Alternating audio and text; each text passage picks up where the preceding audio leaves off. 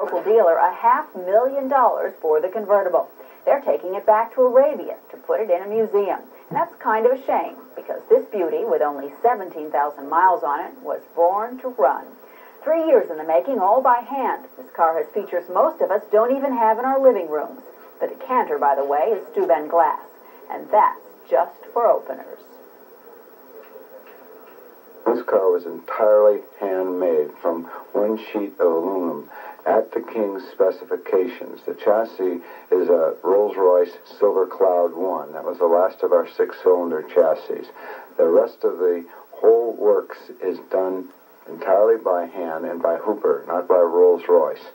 And the fact that it has many features, the African burl walnut in the woodwork area, all came from the bark of one tree. Now this had to be bleached out the blonde. Most of your burl walnut that's fitted in Rolls Royces is very dark. And the process, I understand, took something over 6 months just to fit this wood and to have it bleached to this color. The different features of the car, the hide, the suede, and the different Conley leathers, it's all special ordered. Schmidt says you couldn't build this car today at any price. There just aren't any more craftsmen like those who gave life to such a dream. Wow. Quite a car. Sure makes my bicycle look tacky. Now you get good exercise on that bicycle. If you don't know what to do with, you might check out this anniversary special. Melanie Hastings explains. Rolls-Royce has sent the very first Silver Shadow to the United States, and St. Louis dealer Charles Schmidt has on his lot the #1 serial model.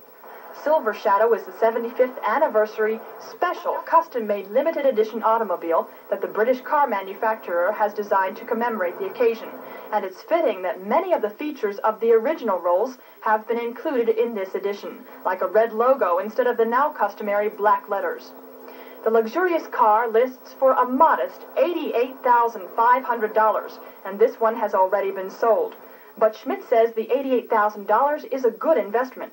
In 5 years, you won't believe what it's going to be worth. I would say probably $500,000 because of such few, the fact that it's an anniversary car. If you just take what the Corvette did last year in the anniversary series of it, and they built about 8,000 of them. We're going to be getting a different style car, a smaller car. So this will even make the anniversary car worth more money because it'll be a last of the big luxury car coming from Rolls-Royce. If you're wondering about gas mileage, Schmidt says this last of the guzzlers does pretty well. 20 miles per gallon on the highway and 12 in the city. After seeing this 75th anniversary Rolls, I'd kind of like to buy one. Too bad this one's already sold, and there's only 75 being made in the entire world. Oh, I don't think they'd miss just this one, do you? People with little money and people with a lot of money are trying to beat inflation by putting money in anything that attracts them that may attract someone else for slightly more, and we now know why. So you want to gamble on old cars? Well, those things became an obsession a while back.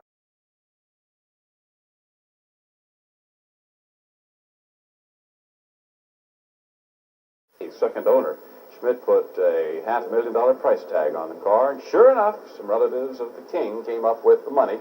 The deal was closed today. The buyer says probably go into a museum in Iraq.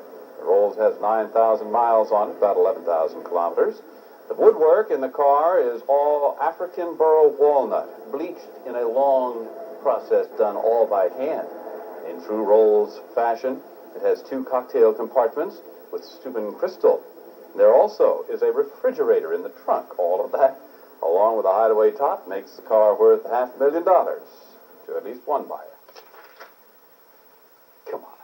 We'll have the sports report right. 2, the closest thing, they say, to the real thing. This is number 15 off their assembly line, retailing for $92,000. When auto dealer Charles Schmidt bought it secondhand in September, he said he understood there were original parts. The headlamps on there are of original Duesenberg. They say they get the lamps from Hong Kong. Hong Kong? Well, then they misrepresent, because the man I bought it from told me that the headlamps were original Duesenberg headlamps. And he showed me other parts that were used on the car as original Duesenberg parts. But Elite Heritage Motor officials in Elroy, Wisconsin say their cars are made with new parts. Local antique car experts say this is a replica car, that anything made since 1937 is definitely not a Duesenberg, only a look-alike. Schmidt disagrees. I still feel today that that is Duesenberg. Not a Duesenberg 2, as they call it, the manufacturer calls it? I don't consider it that way. I consider it a Duesenberg. And apparently, so tag of $500,000. Dion Willis reports. A $500,000 check, something you're not likely to see even once in a lifetime. And it's for a one-of-a-kind car, a 1933 Duesenberg, bought today in St. Louis. feast your eyes on what that check bought. A 12-cylinder Duesenberg SJ Speedster. It's 21 feet restored to original specifications after 8,000 hours of customized labor. 1933, the year it was made, it was unique. In 1980, it still is, up for the world record for the most ever paid for a used car. For the true aficionado, that term is degrading. This is a feeling, a remembrance of luxury past. Clark Gable and all the greats in the Hollywood era of that time were driving.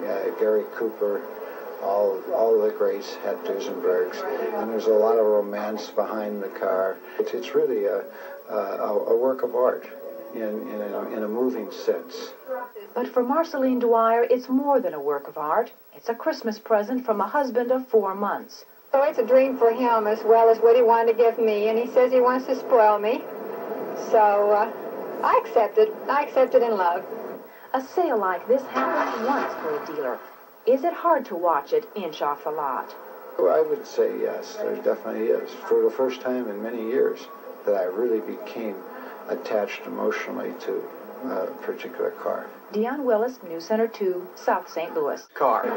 It's a replica of a 1933 Duesenberg, $500,000 worth. Joe Dwyer, a Congressional Medal of Honor winner and a car collector from Reed Spring, Missouri, bought this car for his wife as a Christmas present. She's the one smiling with the fur.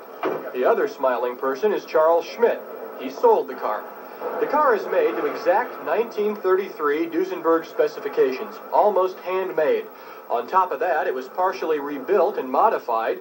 From the factory in Wisconsin, it may take up to a year to get delivery on a new, old Duesenberg, and Joe Dwyer didn't want to wait. So he wrote the check for a cool $500,000.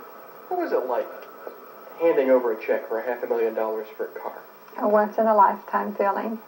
What did it feel like? Felt unreal. But it felt good. And it'll be fun to drive. We're into cars right now. Joe is into Rolls Royces, Ferrari. We bought our daughter a Datsun 280Z. What do you drive? I drive a Ford. And you want to get on 64. After picking the car up today in St. Louis, Marcy Dwyer is driving the car to Florida, where her husband is in the hospital.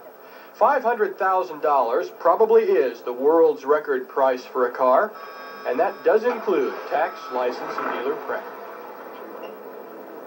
Aaron Mermelstein, Channel 5 Eyewitness. From a St. Louis car dealer for his bride. The cost of the car, $500,000. It's now been learned by News Center 2 that the car is a replica of a Duesenberg with some authentic parts. Did car dealer Charlie Schmidt know the car was a replica? Yes, he did. Did the buyer of the car, Joe Dan Dwyer, know the car was a replica? Well, he called us from Florida tonight to say yes. Then you might ask, why did he pay $500,000 for a car that was worth $96,000? Well, he wanted the car right away for his wife and didn't care. In St. Louis, and Dion Willis explains.